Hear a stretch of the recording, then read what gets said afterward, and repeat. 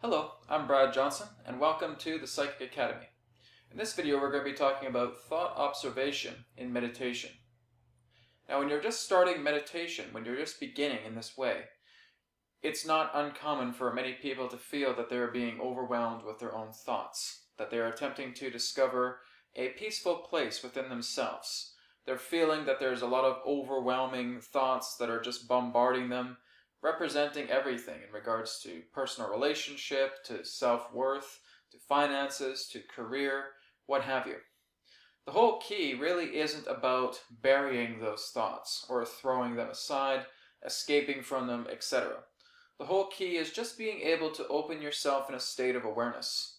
That the whole key relating meditation isn't about crossing your legs, putting your hands in a certain form of mudra, and chanting Om. It's more to it than that. When we're looking into the core of meditation itself, we're looking at pure and total awareness. The awareness that I have thoughts that may represent my own self-worth. The awareness that I have in regards to personal relationship. The awareness I have relating to my career or to my finances or whatever it may be.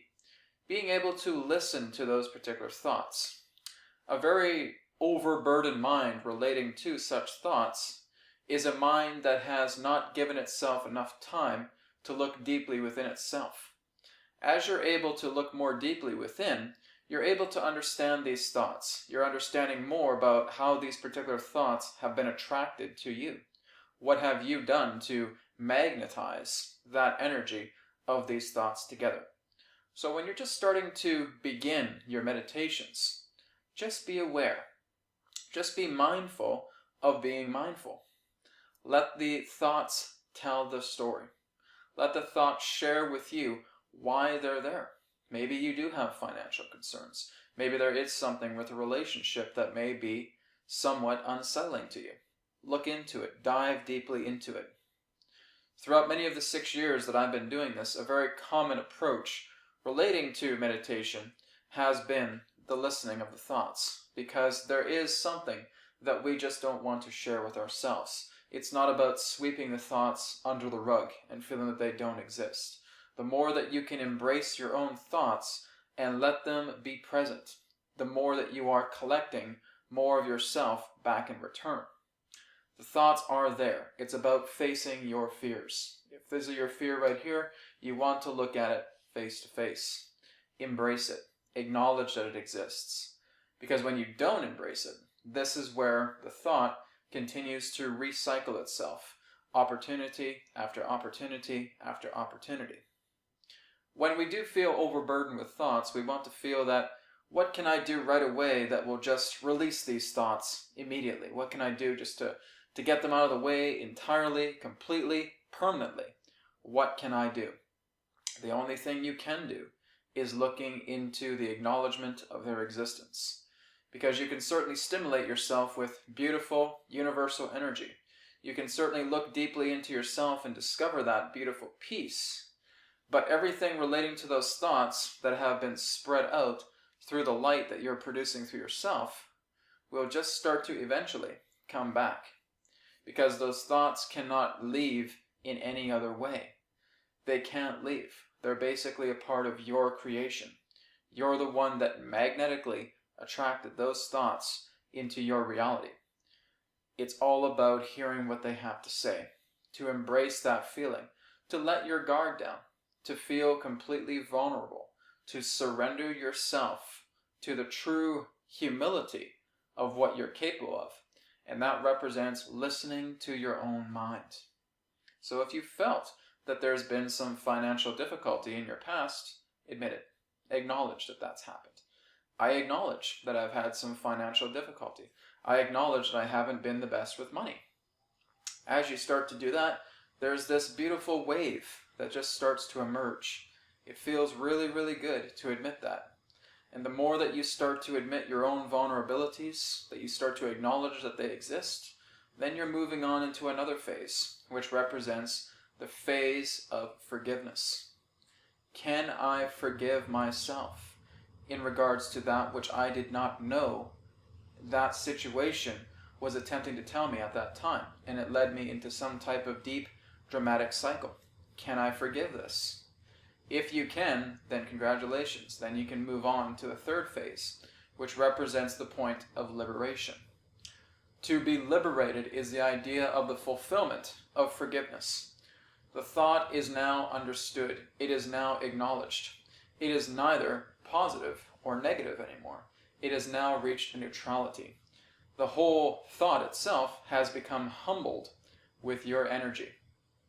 And it's not to say that you have to make everything within life completely meaningless and devoid of any meaning for yourself, but it's the realization of knowing that all that you have been through is now working together in a harmonious service with you. On the contrary, relating to the meaninglessness of thoughts, the meaninglessness of self, it's all about being able to realize that when you're in harmony, you see so much more of the reality. You see so much more of your world when you're coming together in that way. So this is what you're being very, very mindful of. You're acknowledging that the thought exists. You're listening to it. You're allowing it to share itself with you. You're forgiving that aspect to where you feel that you have no longer been so hard upon yourself. A feeling that why did it take so long for me to get here? Why did I let this happen, etc. You're allowing yourself to forgive yourself and to forgive others. Understanding that perspective is the key to all reality. That we all have different perspectives. And that as we start to look into another person's point of view, without feeling that we as our own personality have to step into that person's shoes, we're not going to quite get the picture. When we really can be an observer here, and when we can really look into that person and see exactly what their mentality was at that time, that may have caused this particular form of drama or this particular traumatic cycle, then we become enriched. We're able to understand that we can forgive them because that was what they knew at the time. This is what you knew at the time. And now you're a new person right here in this moment. Do you have the capacity to forgive? To forgive is the strongest and most courageous ability a human being actually possesses. It has nothing to do with your work ethic. It has nothing to do with how hard you feel you want to work so diligently to become rich or feel that you have to prosper in that way. No. It's all about the true power, and the true strength comes from the ability to forgive. That is an enlightened human being. That is a human being who can show so many, through their own example, what it is to actually being a living human on this planet. One who is able to forgive, one who is able to understand, one who is able to acknowledge their own shortcomings and transform themselves into this beautiful, luminescent, radiant being who is becoming the example of what they live as. And once you move into forgiveness, then of course, moving into liberation, feeling that neutral zone, feeling that beautiful humility that the thought now holds, and it is now one with you, neither positive nor negative, it simply is. And now you are expanding further. This is what you want to look forward to when you are being very observant in the thoughts through your meditation. Just be aware, just be open, just be acknowledging, just be forgiving, and allow liberation to follow as a result. Thank you so much for watching. I'm Brad Johnson, and I hope you enjoy more of the Psychic Academy. Take care, namaste, and may it be well with you. Goodbye.